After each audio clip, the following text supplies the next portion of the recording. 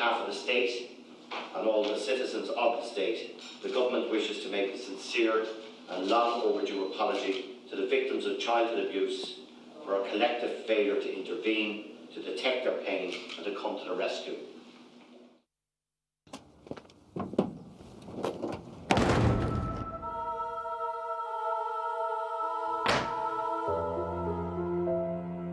Staying at the freak was like a year.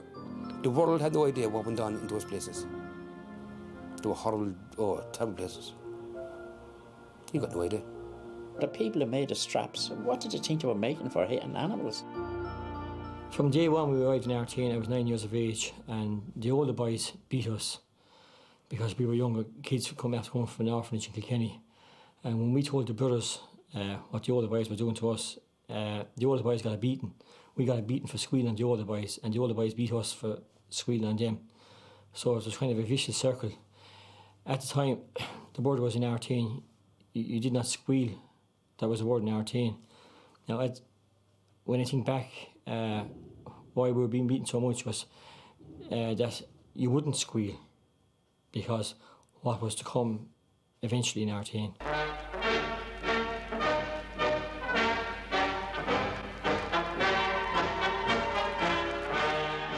One morning I was asleep and I woke up to find this particular brother sitting on the bed with his hand inside the blankets and inside my underpants, playing with my private parts. I was shocked because I didn't know that it was going on there at that time. It just continued for about 2 to 3 minutes, then he used to walk away. But this continued for two, 3, 4 times every week. If he wasn't doing it to me, he was doing it to other boys. It was common knowledge what was going on with this particular bloke inside the dormitory every morning. Malba House, Daniel, they hadn't got a passenger frack. They had them their little surroundings, covered mountains. It doesn't matter what you do, what you say, you're trapped. There was no way out. He'd put my hand against the bench, turn me over, put his penis in between the back of my thighs. And when he stopped what he was doing, I told him this is going to stop. I said, I just can't take no more of this. He smacked me so hard across the face. He said, no, you listen to me, he says. I never forget those words. He said, if you ever tell anybody what happened between you and I, you'll regret the day you were ever born. I was put on the charge of a certain brother in my second year there. And the first week I was in the dormitory at night time, he brought me down to his room, and I went down voluntarily to his room because I didn't know what to expect. And he brought me into his bedroom. He took out my nightshirt off me, and he stood himself naked, and I couldn't believe what I was seeing because I had never seen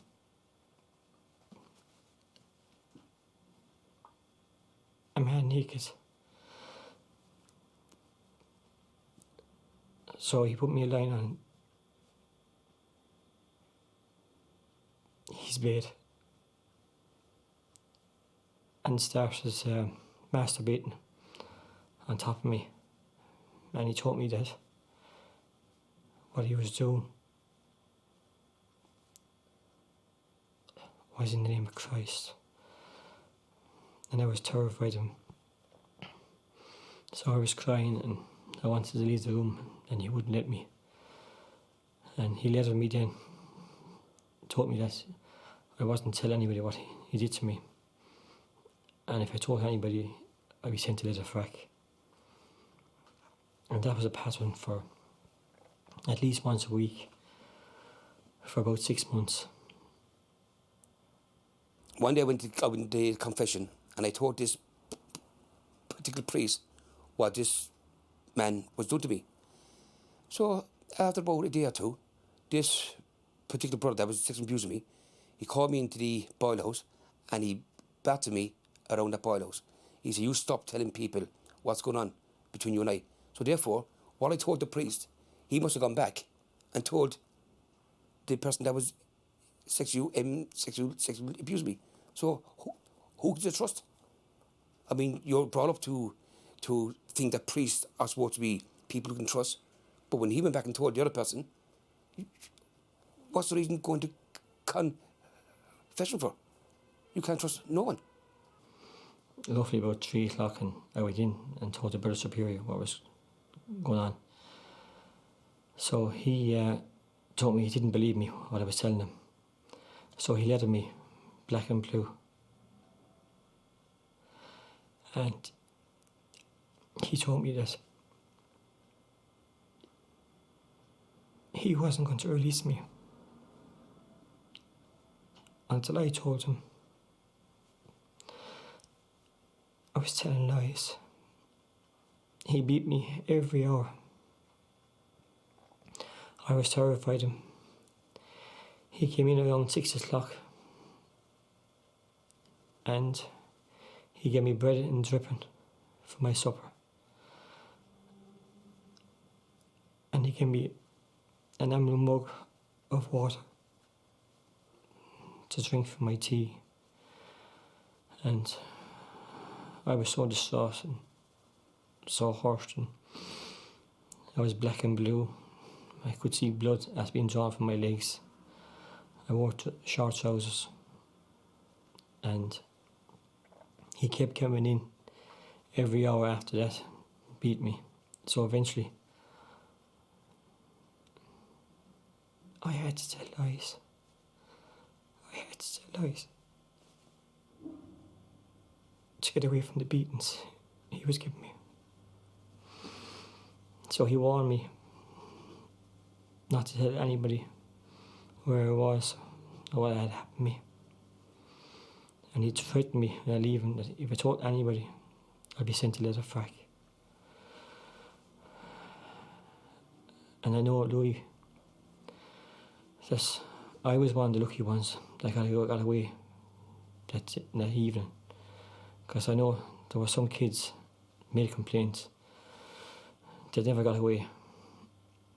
I went to their funerals.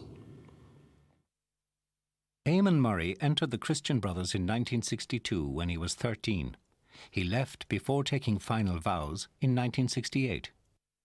The process of joining up actually started in the 6th class of the primary school when a postulator came round and showed us nice colour pictures of a college we might go to, and lots of sporting activities and games, and of course pictures of missions, Christian Brothers on foreign missions, and painted a very attractive picture. And you were asked to write yes on a piece of paper if you were interested, and I wrote yes. And at that point I think the real process started, because from that point I was treated slightly differently in the school. I seemed to become a favourite of the brothers.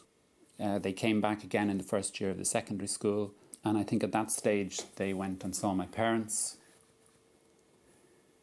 and said, this boy is interested, we'll take him away to our college, he'll get a good education, it's just like a normal boarding school, and if ever he wants to leave, he can just come back home and slot straight into school as if nothing had happened. This was not true. I was in the church at Mass on a Sunday, and while the priest was saying the Mass, you'd be kneeling down, and then the priest would be giving a sermon. I sat back up in the pew, and the brother that was in charge of me didn't sit back up, he was kneeling down behind me. So my head would have been in his head. And while the sermon was going on, he said to me, Kelly, I'm going to fuck you tonight.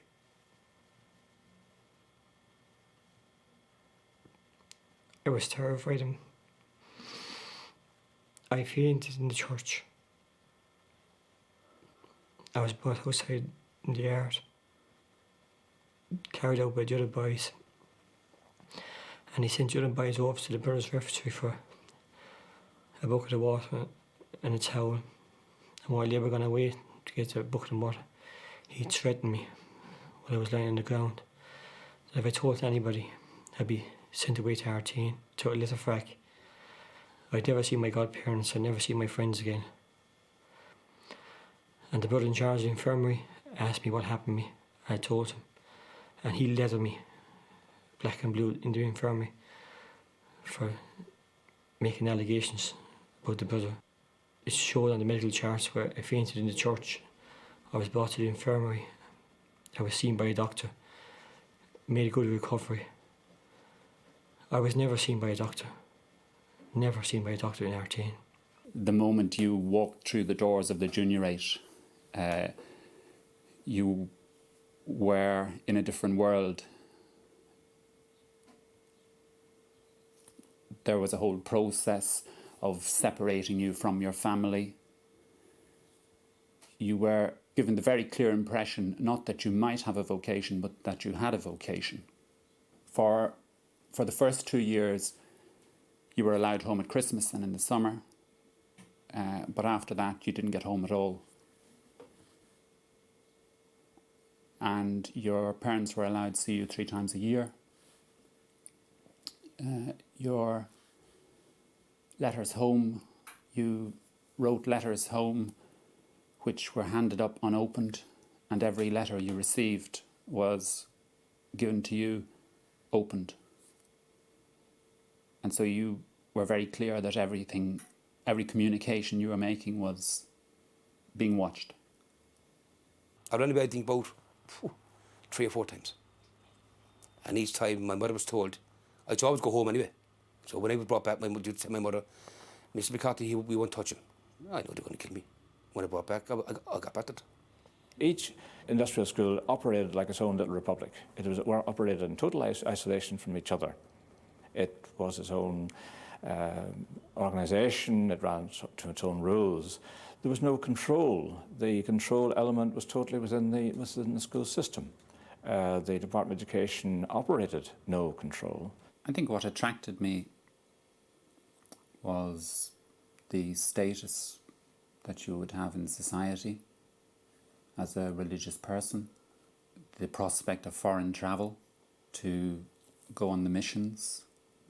There seemed to be lots of good food offered and a good academic education. I was always being beaten by the brothers, and I could never think why I was being beaten so badly. And while the brothers used to beat me, they was always saying to me, I'll be the father of you. I'll be the father of you. Didn't know.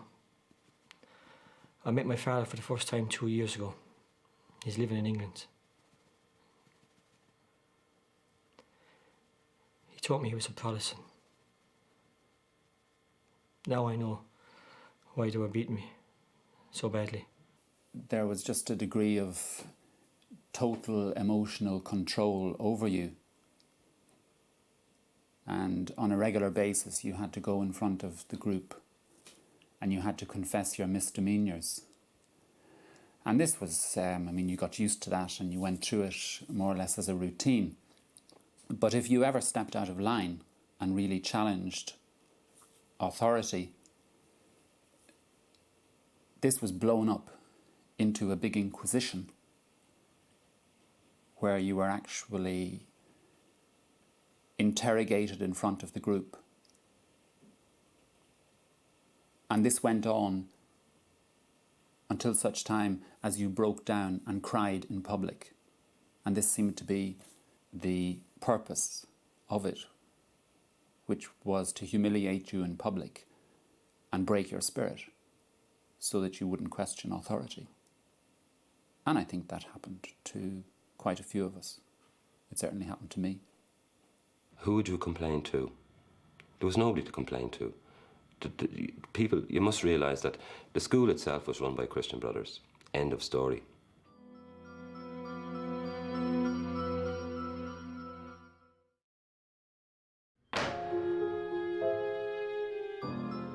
Children were effectively locked away for years.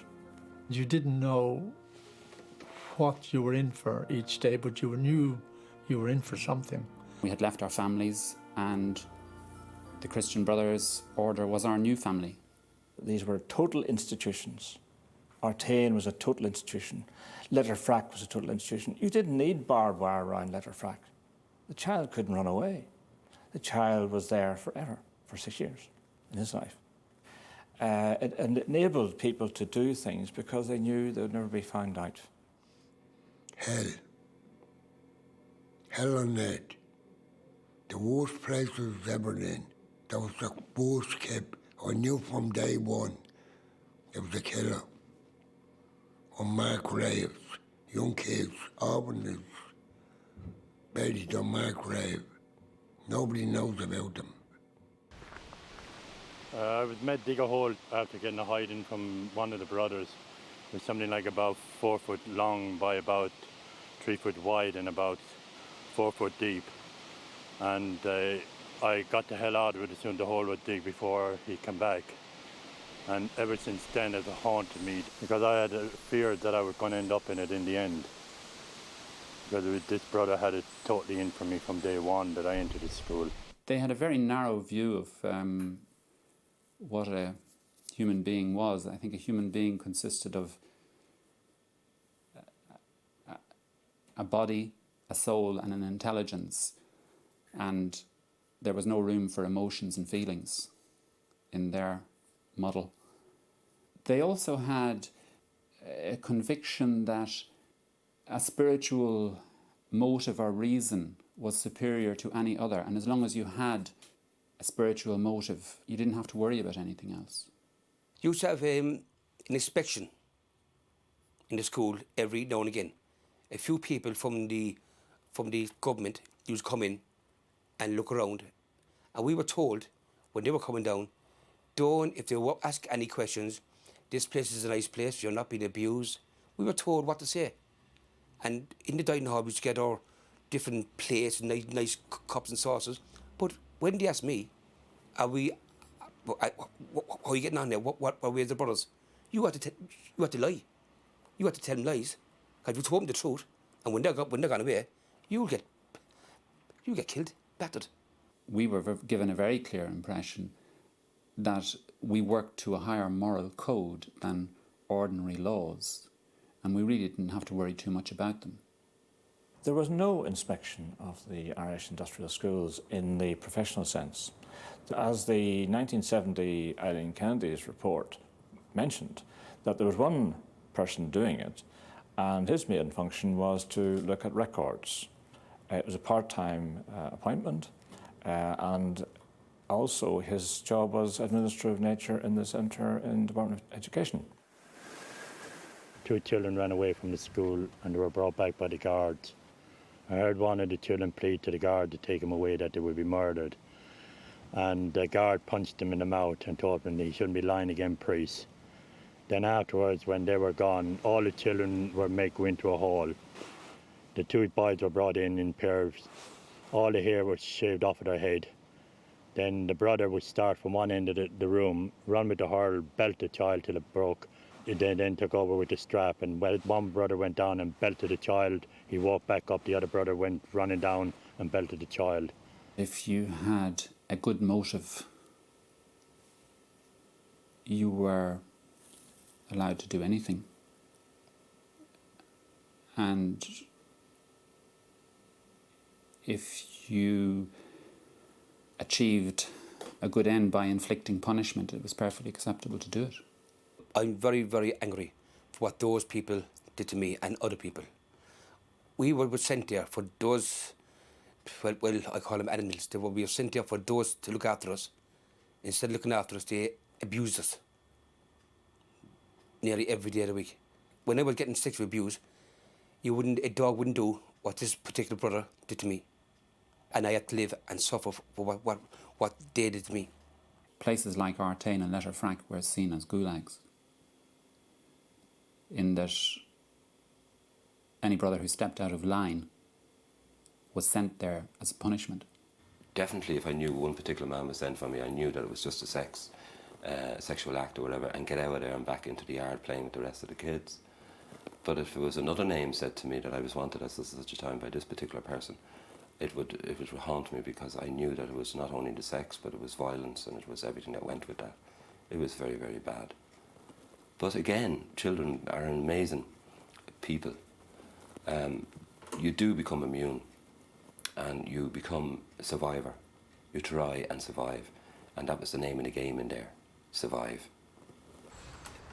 It was unbelievable, the cruelty, sexual, physical and mental, that I put up with for the 10 years I was supposed to be getting taught by the Christian Brothers in Ireland.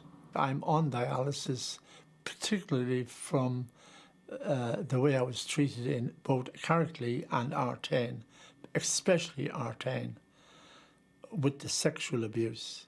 A special team of over 10 detectives has been investigating the biggest sex scandal in the history of the state at the former Artane Boys Industrial School in Dublin, focusing on over 230 complaints against a total of 75 Christian Brothers. Events at 8 former schools for boys and a number of schools for girls are also the subject of Garda investigations. Every one of the brothers were physically abusing the boys. I reckon about half the brothers were sexually abusing the boys in my time in Artane. You got the treatment with the leather strap, then your nightshirt was taken up and you were abused. In the back room, we all knew what's going on. Everybody knew what's going on. They had the habit down to the toes, but they'd wear nothing underneath. I don't know, I suppose they were supposed to wear something underneath, but they could open a bit of it, and then your head was stuck into them, and then you had to do what the hands made you do. There was one particular brother there, and I thought he was a nice man. I could speak to him, and I told him I was getting sexual abuse from brother X. He said, Connie, he said, I know you are, and I know what he's doing to other boys, but he said, what can I do? I can't speak out. So he is just as bad as the brother that interfered with me. He knew what was going on. He could have stopped it. He could have gone a bit higher, but he just didn't want to get involved. Nobody wanted to get involved, and they all knew what was going on there. It was common knowledge. When mothers and fathers and sisters and brothers came down visiting, they weren't looking at human beings at all. They were looking at zombies. And when you were being sexually abused 4, 5, 6 days a week,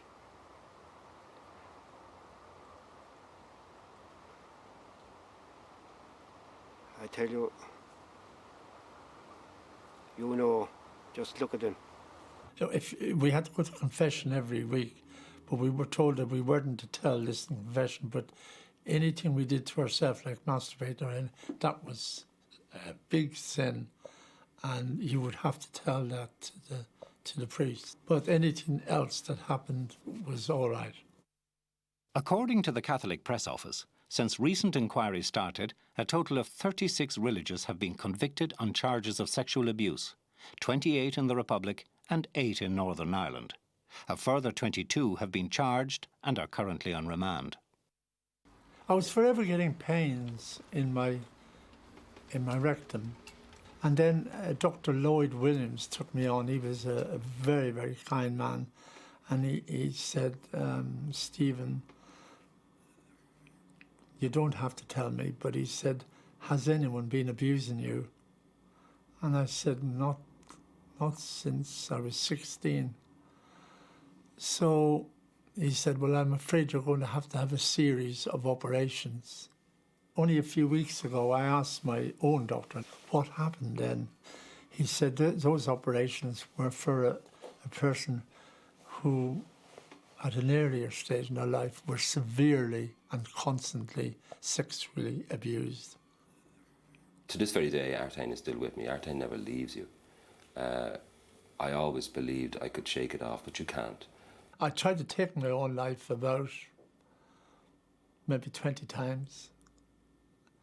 The first time was 6 months after I left the schools. I took an overdose of something, and I was crying out for help. And in the end, I just left Ireland and came to live here in Bath. And since I came to Bath, I've been in every mental hospital and seen as more psychiatrists to try and straighten my life out, but they couldn't understand it no more than I could. I wasn't fit for anything. I wasn't fit for life. My experience was of a huge amount of confusion around emotional issues and a complete inability on the order's part to address these issues and deal with them. It seemed to me that they weren't able to handle the training of young boys to be brothers, and so they certainly weren't able to train them to look after boys in their turn. When I first came out of Upton, I used to get nightmares. My mother used to tell me that I used to walk in my sleep, and I used to mention this particular brother who used to sexually abuse me. I used to say, stop, stop, stop. And this went on for months and months and months. There was the words I used to say in my sleep, stop, stop, stop.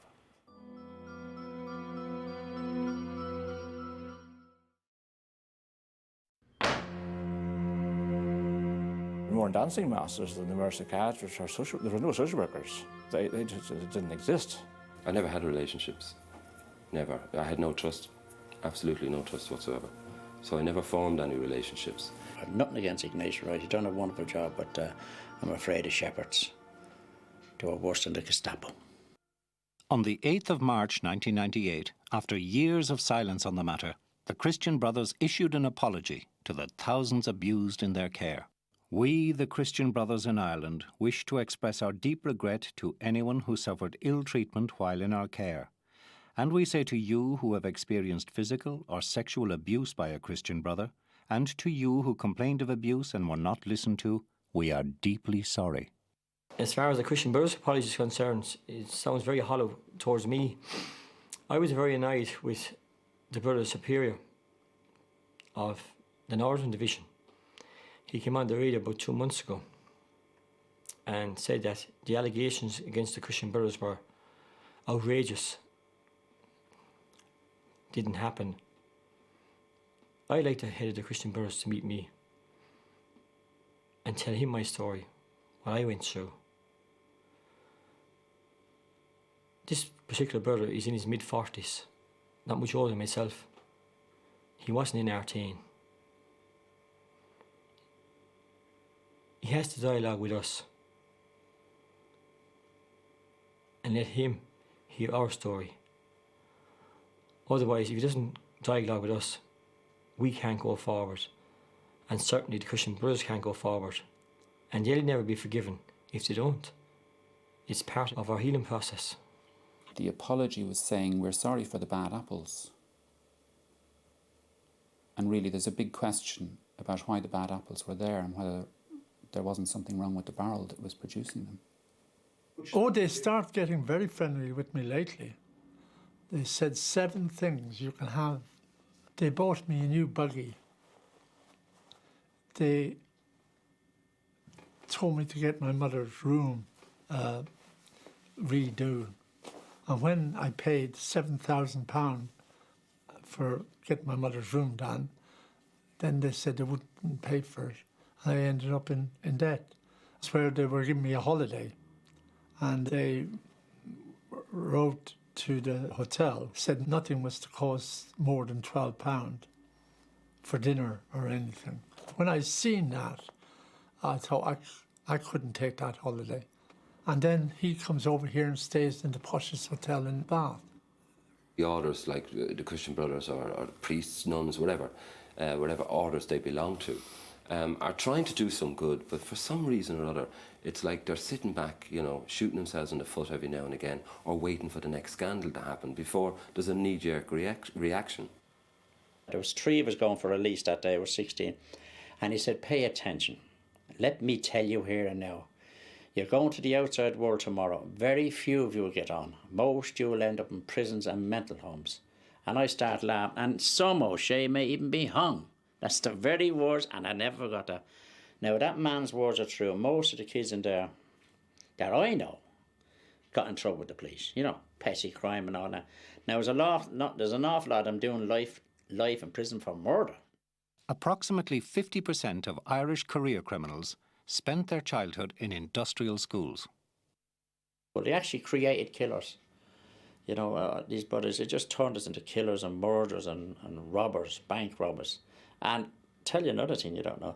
Most of the big drug dealers, all their fathers were in Artane. If anyone corrupted me, it was those mad monks down the bog. You were issued your clothing for the street, and it was like a formal kind of bye-bye, off you go. Don't let us down. You had no formal training in how to get on in outside life. You came out with £150, £2 in your pocket, and there was the big world in front of you, and what do you do, or where do you go, or how do you start again, you know? It was very, very scary. Well, when I came out of Artane, I was unable to read or write. I couldn't even tell the time. So I joined the army. And I had been institutionalised, so needed that kind of environment with hundreds of people around you to survive. Like, it was like coming out of one cocoon into another. It was protection. Yeah, sure, most of the army bands were made up of ex-Artane boys band. Some people has done a lot of damage. A lot of them are in mental homes or prisons. A lot of them have hung themselves. A lot of them have overdosed. A lot of them are whiners at the moment. Every park in London or every park in Dublin will probably find an Artane boy. Out of the class of 60 that were in care in Cappoquin with me, there's 21 of them dead today, and 19 commit suicide. What I'm frightened at most is affection, because I never had it. I can understand brutality, but anyone gives me affection, I'm terrified of it. I'm actually terrified of affection because I feel I don't deserve it. Every time when we have sex with my wife, sometimes I just couldn't do it, because this particular brother's face is always there. It's always there. And when his face is in front of me, I just can't do it. I can't. Yeah, the effect it has on survivors' families is unbelievable. Mothers and fathers that you hear it because you thought they put you there. Brothers and sisters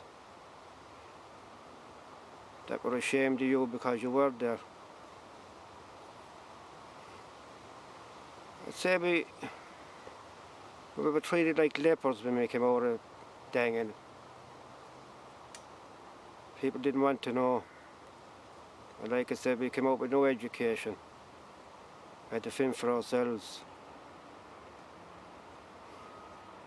And that's why a lot of us took the same path. I'm not saying all of them, some of them done good. But I've met hundreds inside in other institutions after Dangan. Death is the only thing that'll raise it. It's a nightmare. It's like a horrible nightmare. And there's thousands like me all over the world being through this who'll never come forward, and they should come forward, It's tragic. My personal reaction is one of a deep sense of hurt and disbelief that people could have been so cruel. A great sense of outrage and anger that so many people suffered so much in this country, in these institutions. And one can see when you meet the survivors, one can see the pain on the faces, one can hear it in their voices, and the dreadful sense of loss of childhood. Following the state's apology to the victims of institutional abuse, the Taoiseach announced a commission to inquire into the abuse of children, a £4 million annual grant for a dedicated counselling service, and a number of legal changes. I notice about the government apology that it talks about what happened to people without necessarily accepting that the state bore some responsibility for that. I don't know whether that's a deliberate omission or whether the apology was put together fairly quickly, but I think that it is important for the state to acknowledge that it placed all of those thousands of children in care. They weren't brought in there by the religious orders. Now, I think the religious orders bear a huge part of the responsibility for what happened. But the state did fail for many decades to provide support to families in the home, and many thousands of children went into industrial schools because of that. The state also failed to inspect those places adequately. It's extraordinary to think that it's only now in 1999 that we are beginning to do it systematically. So I think that the state does bear some responsibility. We want the Commission to be a forum where victims can come forward or survivors and say, this is what happened to me, and to tell their story in a proper context. That's very important. It came across to us increasingly, having met many survivors and victims of child abuse, that it was important that they had a facility to tell their story. Secondly, there's an investigative strand to investigate many of the issues that will arise and that have arisen in relation to child abuse in this country in the past. Thirdly, a research strand to undertake research into the area. And fourthly, then to publish a report with a series of recommendations on it. The cost of compensation, if only 1/5 of the estimated 60,000 former residents of industrial schools between 1930 and 1970 were to successfully take action, winning an average of £30,000 each, is estimated at between 36 and 60 million pounds. The perpetrators are well known to some of us, and obviously we feel that the perpetrator should be included in the compensation and should certainly make a contribution. Certainly there will be a school of thought who will say, well, why should the taxpayer again carry the cost when the various institutions involved are well known to be wealthy and otherwise? We need them to be as non-adversarial as possible. We who've been working at this for some time have become very conscious that healing is the most important issue. And I think that people will be very disturbed by what comes out of this commission. I think that it will bring about profound changes in how people look at the past and at the society which produced the country we have now. And of course for people who grew up at that time or who grew up in the 50s or indeed the 60s, the whole world that they lived in will look somewhat different after the Commission has reported.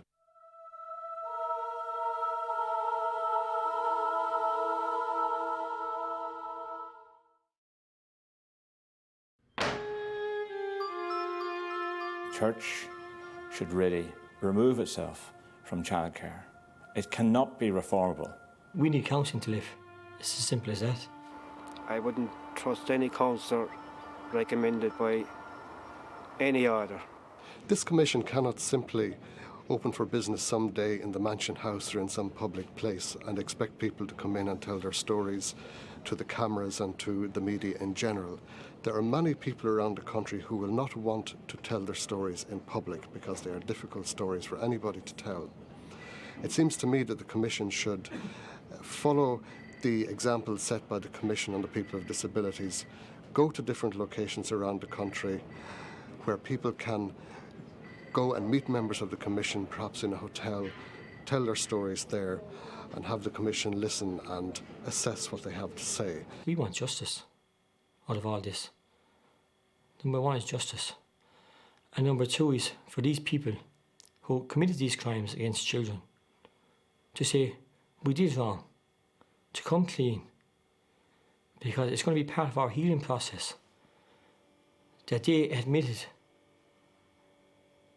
that they did wrong to these children. Number three would be that these children that are so hurt and that they get retraining, they get help to build themselves up and be accepted in the community where they're living today. A lot of these people are not being accepted where they're living. They're from the orphanage, they're no good, they're down and out. This is what they're told. This is not good enough. I can't predict what the outcome of the Commission's work will be, or indeed what its recommendations will be. But I'm satisfied that I've set in train, and government has set in train, a process here that I think is irreversible and that will lead to a fundamental change in official attitude to child abuse in this country. It was terrific when it was announced. It was like a part vindication on behalf of what a lot of survivors were saying for quite a number of years. So in that sense, it was more effective than the apology made by the Christian Brothers. And then when the Taoiseach, Bertie Ahern, made his apology on behalf of the state and the people of Ireland, I found that absolutely fantastic. For him to stand up and say that, it was like a vindication. It was like, yes, we know what went on, and we're very sorry this happened. So what can we do now? And part of that process, obviously, is the commission. Statistics will show how many people went through the care institutions over the years. There is a high percentage of people who will not come forward through fear or intimidation or protection of their relations or children, if you like. There are very many others, I suspect, that are institutionalised or have passed away or will never be found again. Being a victim myself and a survivor, I would recommend everybody out there to go to the commission.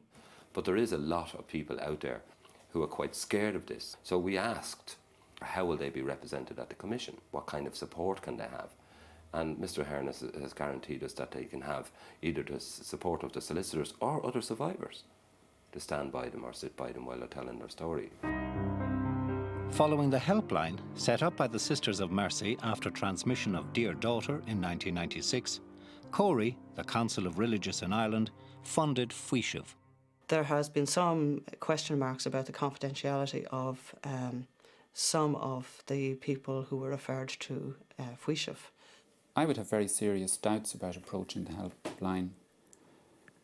I found that in all their dealings with me, I think they were very disingenuous, and they were certainly very dishonest with my parents. And I think if I were in a very vulnerable state of mind, I wouldn't have any confidence that the helpline was really detached enough from the orders to trust it. When we actively encourage some people to go to Fuishiv, we get messages back saying that they were referred to nuns or brothers for counselling, which is completely inappropriate. There's no counselling in rural Ireland, especially in West Waterford. There's no counselling whatsoever. If somebody's prepared to go for counselling, they have to go to the Rape Crisis Centre in Waterford, which is 40 miles away. Now, I don't think that these people that are so vulnerable at the moment are suffering so much pain and hurt in their childhood should be asked to go to Waterford for counselling for 2 hours in a day, and then maybe make the trip home on a bus and come from Dungarvan to Cappoquin. A number of self-financed organisations and alliances have been formed by victims of institutional abuse. They assist in seeking counselling, liaise with the Government Commission and with relevant government departments. In the United Kingdom, SOCA, Survivors of Child Abuse, currently estimates its membership at over 1,400, all former inmates of Ireland's industrial schools. There's not a them and us situation, and it should never be like that. And what I'm trying to say to them is, you know, give a little bit more, come out of the behind the wall, if you like. Don't be scared of us. This has to be dealt with. The government of the day cannot move on until this is dealt with, no more than the church can. It was dealt with in America very satisfactorily, where the diocese there decided to take a very proactive approach and say, look, we made mistakes. There's a feeling in this country that if you apologise and say you're sorry, that your lawyers will be down on your head, and that's part of it, I suspect. But they need to fundamentally say, we made fundamental errors. The things that were done at the time were appalling.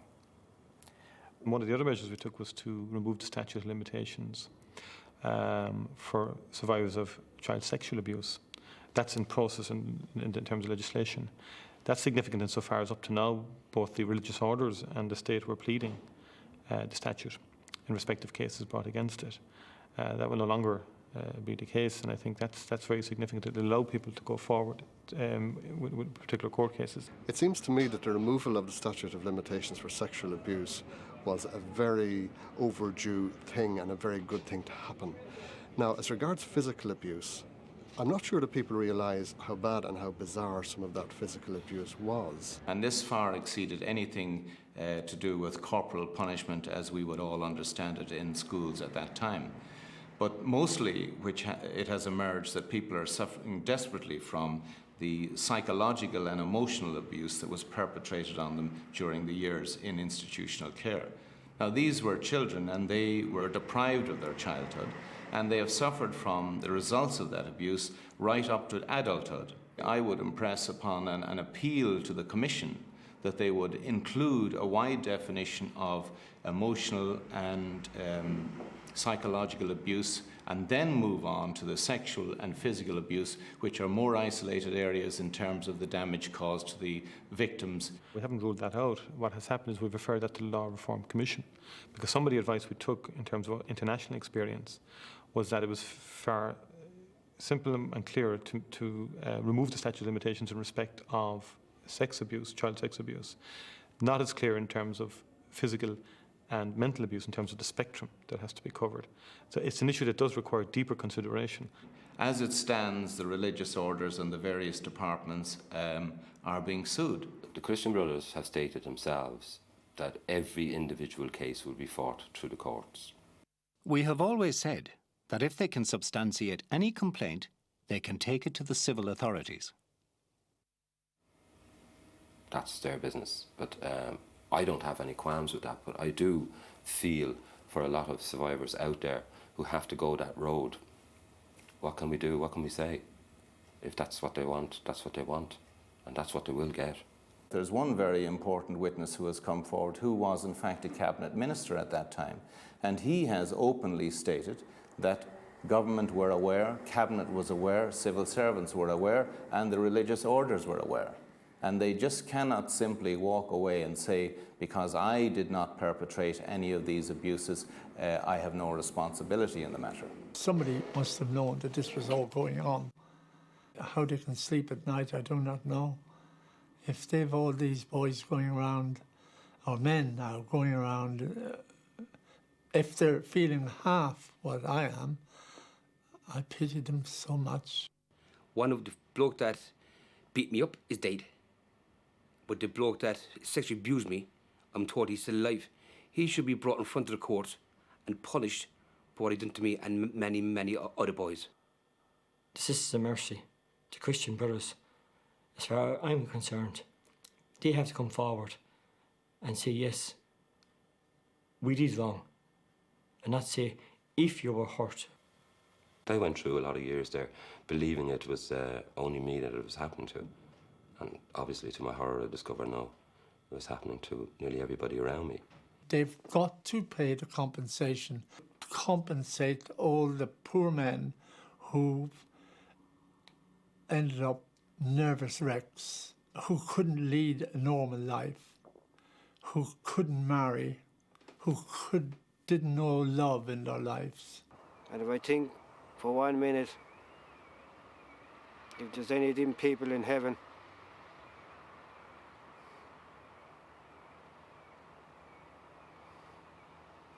I'm going to Aer Lingus and I'm going to book a ticket for hell, because I'll be a lot safer. I'll never forgive Ireland. I am proud of being Irish, but I'm ashamed of my country.